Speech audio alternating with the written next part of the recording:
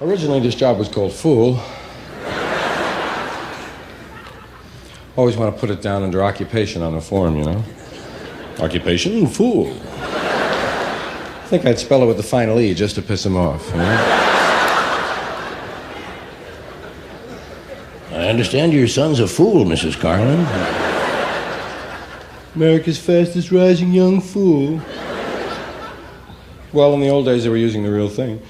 Folks who normally spend a lot of time in closets, and, well, there were jesters and there were buffoons, there were various kinds, but there were just plain old... They were entertaining. I guess it happened by accident one night. The dancers were late or something, you know. Throw the fool out there. Hey, he's good. God damn.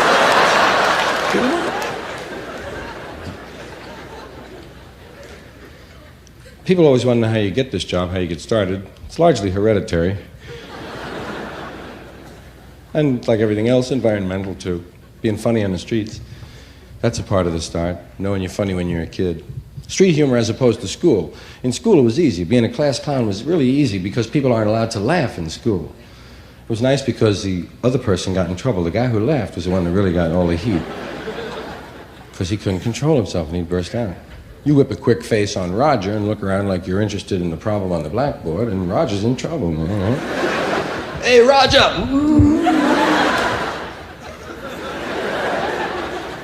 Roger, there's nothing funny here, outside. You could clear the room if you were good, man.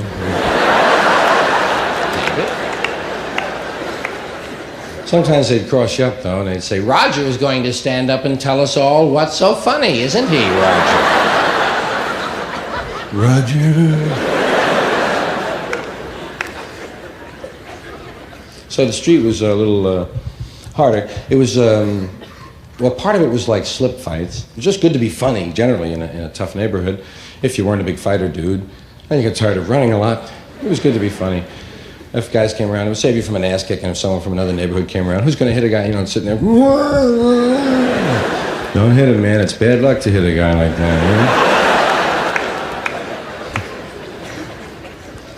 But slip fights, we had slip fights. You know, when adolescent boys, teenage boys are together, they're always putting each other down verbally. There's a running verbal battle. Chop fight, they call them in some place. Cutting. Slip fight, we call them. And it started with the dozens, you know, talking about some places have rules when you're putting each other down. No mothers, man. Hey, no mothers, man. We didn't have that rule.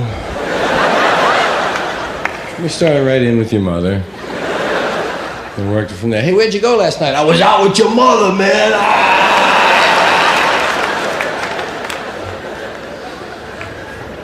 There was always one guy whose mother had died, remember? And, oh, man. What do you mean, mother's dead, man? Chip motherfucking out of here.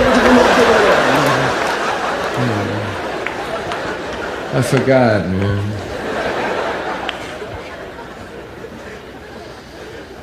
That originated in black street culture as the dozens, or capping on somebody, signifying the dozens, playing the dozens. Do you want to play the dozens? Well, the dozens is a game, but the way I fuck your mother is a goddamn shame.